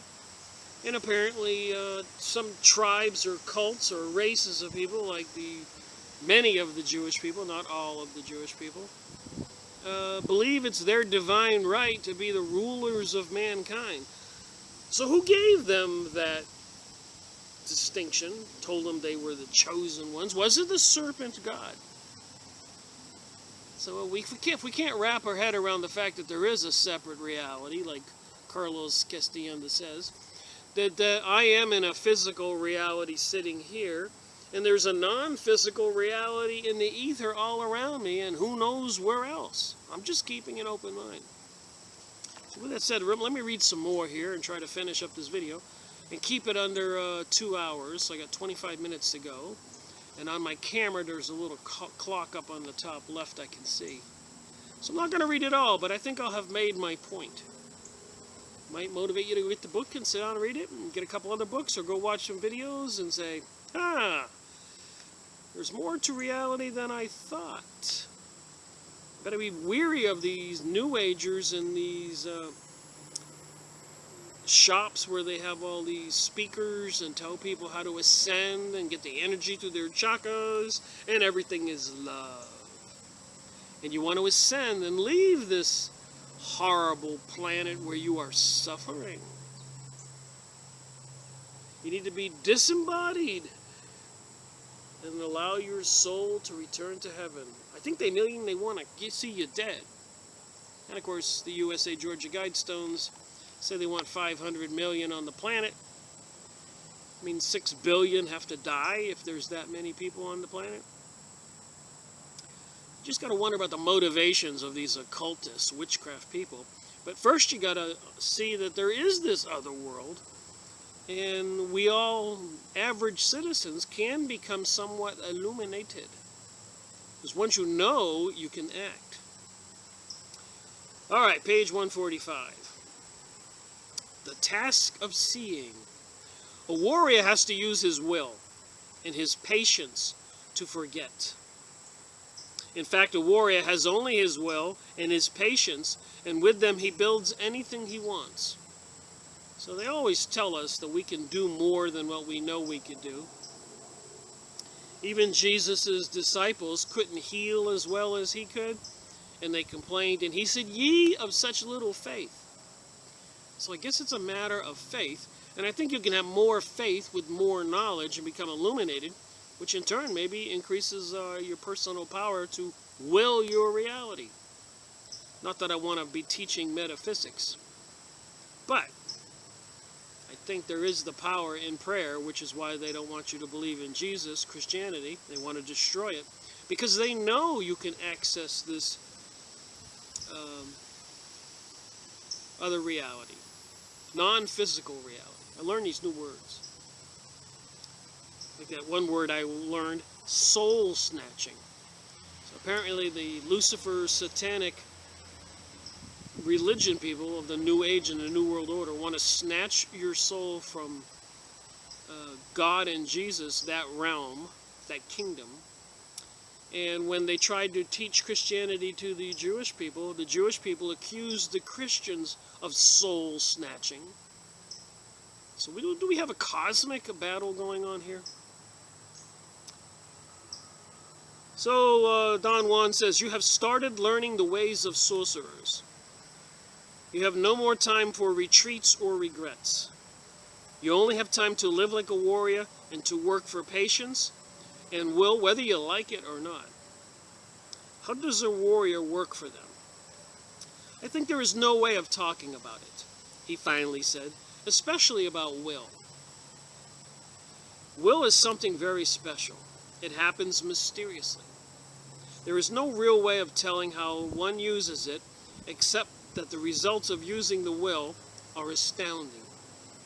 Perhaps the first thing one should do is to know that one can develop the will.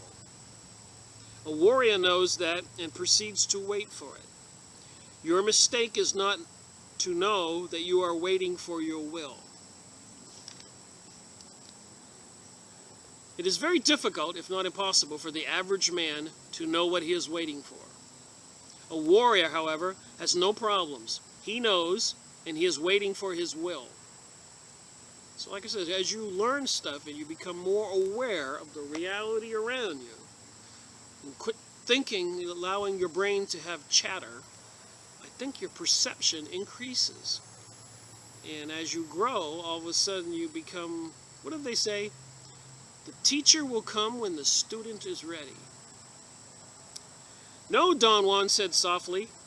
That's not will. Lucille only indulges. Will is something else, something very clear and powerful, which can direct our acts. Will is something a man uses, for instance, to win a battle which he, by all calculations, should lose.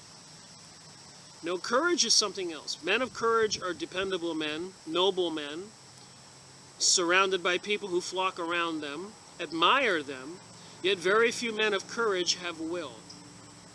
Usually they are fearless men who are given to performing daring common sense acts.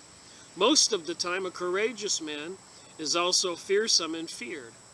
Will, on the other hand, has to do with astonishing feats that defy our common sense. Is will the control we may have over ourselves, I asked? You may say that it's a kind of control. And I'm thinking about those people in Hawaii and other places that with their will they can walk on fire and not burn their feet. Like I said, there's more to reality than we all know. Metaphysics. And I'm not opposed to investigating psychic abilities and all that.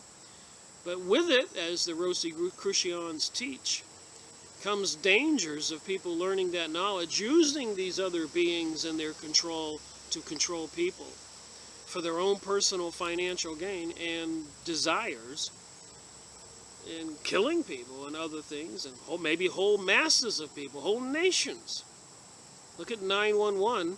That was all premeditated as an inside job, so they could be bombing the smithereens with phosphorus and missiles, destroying all those people's property in numerous countries all over the Middle East.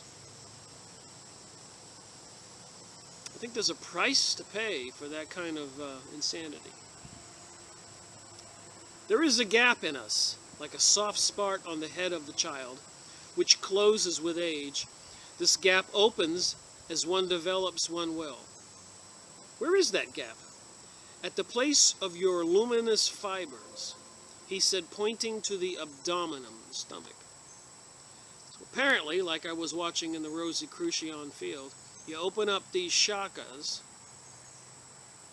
and these energies flow and help you to raise, I guess, your frequency and enter this other world. And as that one speaker was mentioned earlier in this video, she said that the Pixies and the Syrians and some other aliens were present at that speech she was doing, the class, on raising your consciousness. Abdominal area, luminous fibers. What is it like? What is it for? It's an opening and allows a space for the will to shoot out like an arrow. So that remember, you're a spiritual being, non-physical body, associated with your physical body. So apparently your non-physical body can extend itself to almost anywhere. Remember, we got remote viewers, people paid by the government to leave their body and spy on countries. Tim Rifat, David Morehouse, Ingo Swann, and many others. There's books on that. I've gone over them. I'll go over them again. So it helps bring all this into a clearer picture with the diversified conversations and book reviews. Is will an object or like an object? No, I just say that to make you understand. What a sorcerer calls will is a power within ourselves. Will is what can make you succeed when your thoughts tell you you will be defeated. Will is what makes you invulnerable. Will is what sends a sorcerer through a wall, through space, to the moon if he wants. So it sounds like remote viewing or clairvoyance and traveling, astral travel. There's books on astral travel. We'll go over those. He described will as a force that was the trunk link between man and the world. He was very careful to establish that the world was whatever we perceive, in any manner we may choose to perceive. Sounds like New Age teaching. But we're getting this from the desert out there in Mexico. Don Juan maintained that perceiving the world entails a process of apprehending whatever presents itself to us. This particular perceiving is done with our senses and with our will. I asked him if will was the sixth sense. He said it was rather a relationship between ourselves and the perceived world. So that's why a lot of people say that, when you die, you really don't die. The physical body might die, but the non-physical entity body, your soul, your spirit, just moves away from your body. And a lot of people at hospitals, nurses and doctors and families sitting beside a dying person see that energy leave the body. And again, with Gene Roddenberry going into meditative states, everybody in Hollywood's, a lot of people are into the occult, to get the storylines from this otherworldly place for his Star Trek series, Star Trek. You can see some of these realities about beings and reptilians, and so once you learn more, you have those aha moments. You go, man, now I would understand that stuff, where it came from. All right, I'm going to move on past that, try to get into something interesting. That's interesting, but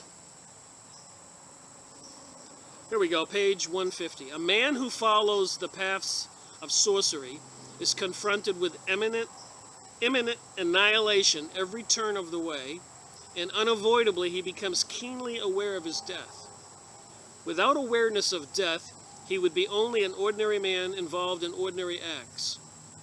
He would lack the necessary potency, the necessary concentration that transforms one ordinary time on earth into magical powers.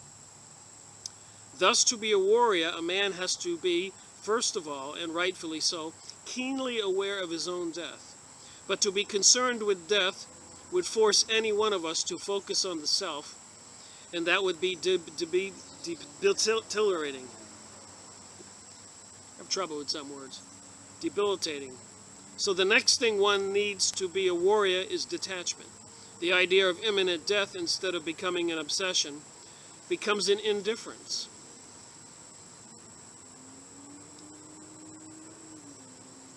I understood what he said, but I personally could not see how anyone could arrive at a sense of detachment. I said that from the point of view of my own apprenticeship, I had already experienced a moment when knowledge became such a frightening affair. I could also truthfully say that I no longer found support in the ordinary premises of my daily life. And I wanted, or perhaps even more than wanted, I needed to live like a warrior. Now you must detach yourself, he said. From what? Detach yourself from everything. Well, that sounds like Rosie Crochon initiates being taught. That's impossible. I don't want to be a hermit. To be a hermit is an indulgence. I never meant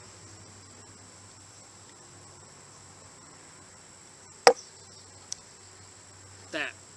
A hermit is not detached, for he willfully abandons himself to being a hermit. Only the idea of death makes a man sufficiently detached, so he is incapable of abandoning himself to anything. Only the idea of death makes a man sufficiently detached, so he can't deny himself of anything. That's actually written here twice.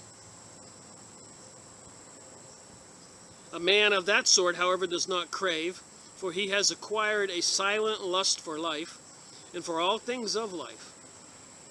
He knows his death is stalking him, and it won't give him time to cling to anything, so he tries without craving all of everything. A detached man, who knows he has no possibility of fencing off his death, has only one thing to back himself with, the power of his decisions. He has to be, so to speak, a master of his choices.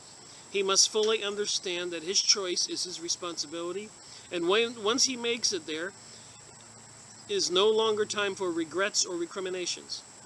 His decisions are final simply because his death does not permit him time to cling to anything. Just some stuff I read here.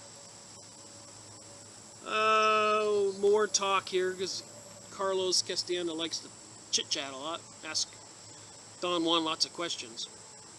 So Carlos was saying, where did you learn how to become a sorcerer?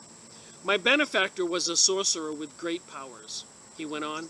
He was a warrior through and through. His will was indeed his most magnificent accomplishment. But a man can go still further than that. A man can learn to see. Upon learning to see, he no longer needs to live like a warrior, nor be a sorcerer. Upon learning to see, this other dimension, a man becomes everything by becoming nothing. He, so to speak, vanishes, yet he is there. I would say that this is the time when a man can be, or can get anything he desires. So I suppose if you can live in this world and the other world at the same time, you're probably not really afraid of death in this world, because you're already living in the other world. But he desires nothing, and instead of playing with his fellow men like they were toys, he meets them in the midst of their folly. The only difference between them is that a man who sees controls his folly, while his fellow man can't. A man who sees has no longer an active interest in his fellow men. Seeing has already detached him from absolutely everything he knew before. So if these people into the occult to learn how to interact with the other world and see, they apparently get detached from the rest of us, and they can use those powers to get anything they want.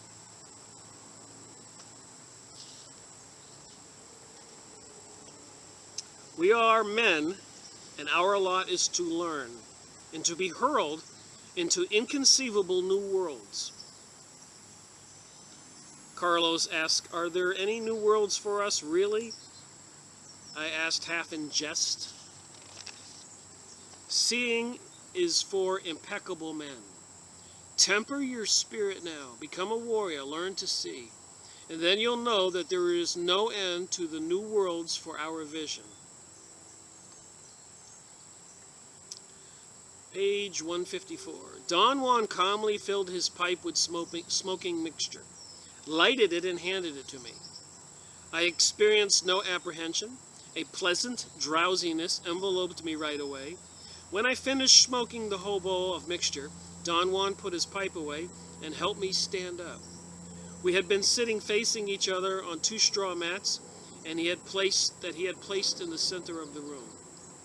You have to walk, he said, the same way you got up the other time. You must use your will. I intently tried to recollect the actions I had performed on that occasion, but I could not think clearly. It was as if my thoughts had a will of their own, no matter how hard I tried to control them. Finally, the thought occurred to me that if I said up, as I had done before, I would certainly get up. I said up loud and clear, but nothing happened.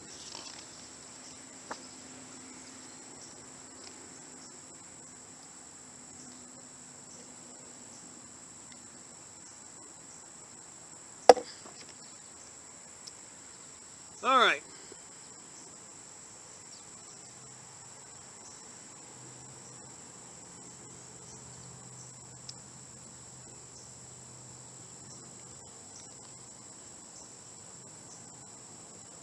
At one time in the past, I had seen Don Juan's face at close range. I had smoked his mixture, and I had the feeling then that Don Juan's face was submerged in a tank of water. So apparently this guy, as I was just reading, is just beginning to learn how to use his will to transform him from this physical reality to this non-physical reality, out of his body, and go into this other world and see these creatures. And so they're still playing with it, and there are still complications and problems, and they're discussing it in this book.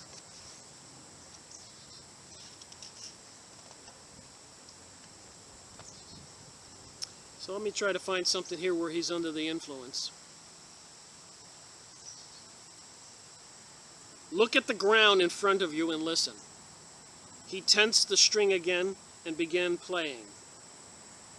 So he had some kind of instrument and he was making some vibrations. I looked at the ground and concentrated on the sound he was making. I had never heard the sound before in my life. I became very frightened. The eerie reverberation filled the narrow canyon and began to echo. In fact, the sound Don Juan was making was coming back to me as an echo from all around the canyon walls. So he's on the peyote, and Don Juan is creating these eerie sounds. Don Juan must have also noticed that and increased the tension on his string.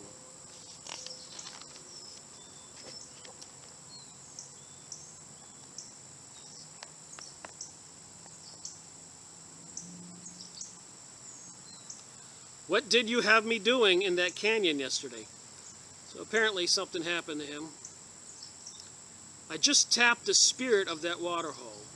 That type of spirit should be tapped when the water hole is dry, when the spirit has retreated into the mountains. Yesterday I, let us say, woke him up from his slumber, but he didn't mind it and pointed to your lucky direction. His voice from that direction, Don Juan pointed toward the southeast. What was that string you played, Don Juan? A spirit catcher. You ever seen those spirit catchers people have hanging in their cars or house? It's a round thing with all those strings and feathers. Can I look at it? No, but I'll make one. But I'll make you one. Or better yet, you will make one for yourself someday when you learn to see. What is it made out of? Mine is made out of wild boar. When you get one, you'll realize that it is alive and can teach you the different sounds it likes. With practice, you will get to know your spirit catcher so well that together you will make sounds full of power. Why did you take me to look for the spirit of the water hole, Don Juan? You will know that very soon. At 11:30 a.m., we sat under his ramada, where he prepared his pipe for me to smoke. He told me to stand up when my body was quite numb. I did that with great ease. He helped me walk around. I was surprised at my control. I actually walked twice around the ramada by myself. Then he took me by the arm and walked me to the irrigation ditch.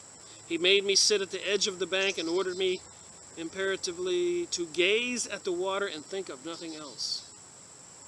Don Juan bobbed my head up and down and ordered me again to gaze only at the water and not think at all. Finally, I noticed my mind and my eyes were focused on the water. In spite of its movement, I was becoming immersed in my view of its liquidness. And then suddenly, I had the sensation that I was looking at a mass of moving water.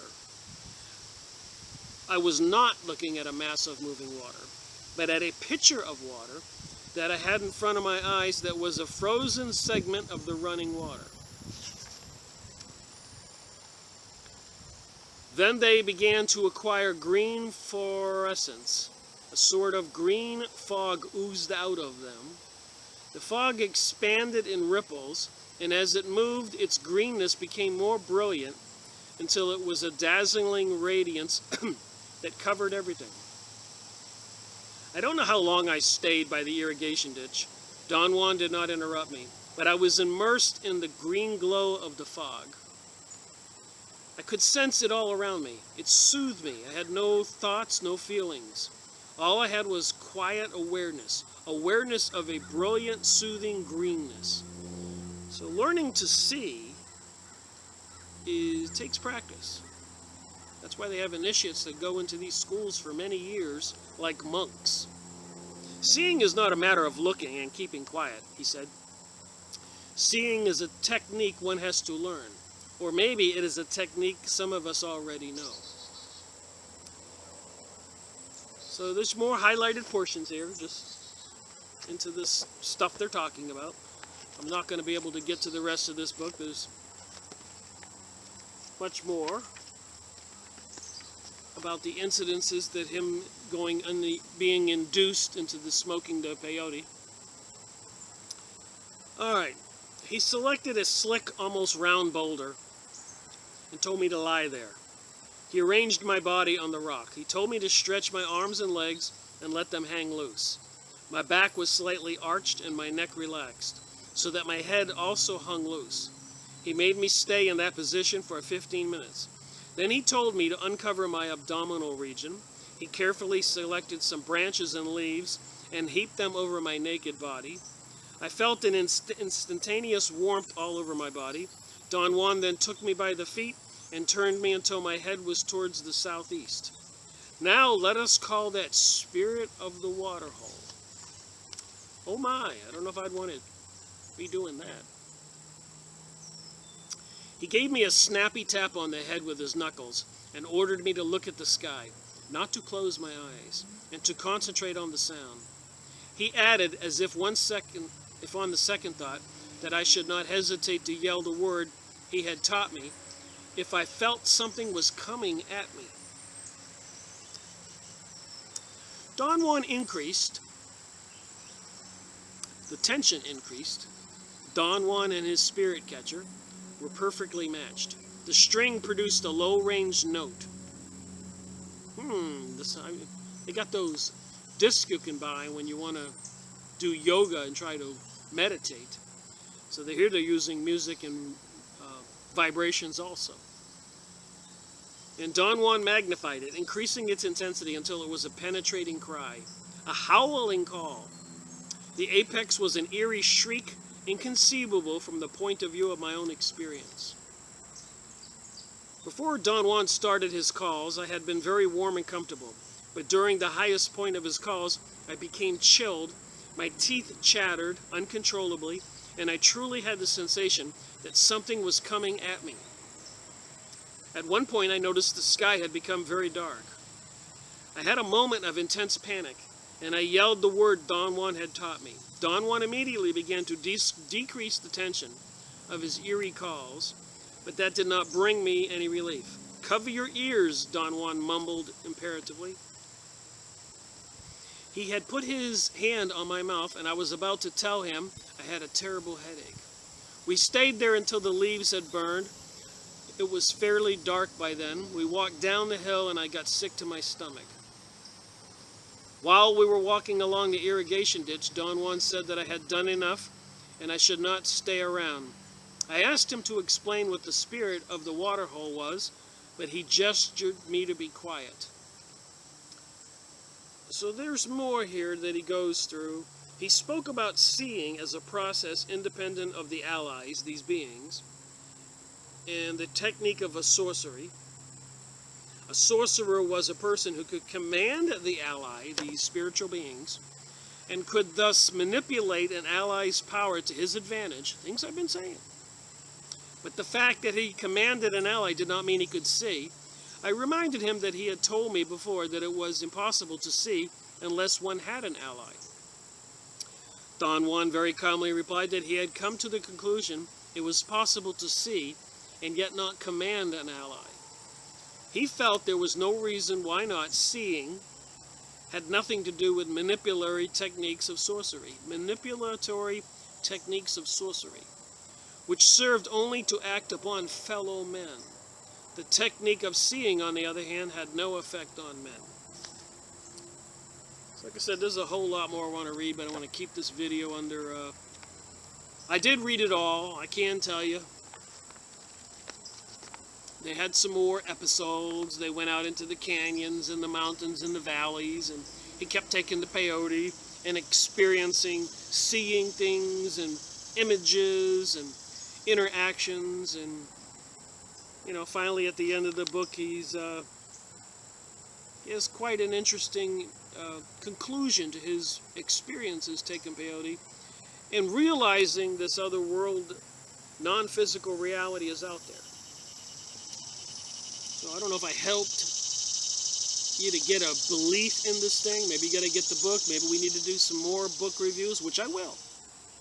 And if we compare notes on the different books, maybe it'll come clearer. Watching those videos on New Age Ascension and Consciousness in the last couple days, and Rosie Crucian has been helping me immensely. When I'm watching those speakers and I remember this stuff, I'm having these aha moments. And a friend of mine who, I guess, is into the New Age ascension consciousness doesn't have my point of view, so she sends me videos to try to show me her point of view, and I watch the video and I can see that it's confirming my point of view, but she has a sense that these other beings in this non-physical reality are loving beings and everybody's trying to do the good thing. But I'm thinking, wait a minute, there are all these people all over the world being murdered, and they're planning a new age and a new world order and promoting the gay agenda and homosexual, bisexual, transgender, pedophilia, Ashley Madison, adultery websites, confidentiality guaranteed, and trying to take away property rights and bring about communism by people who are into the occult. So I'm just a little suspicious.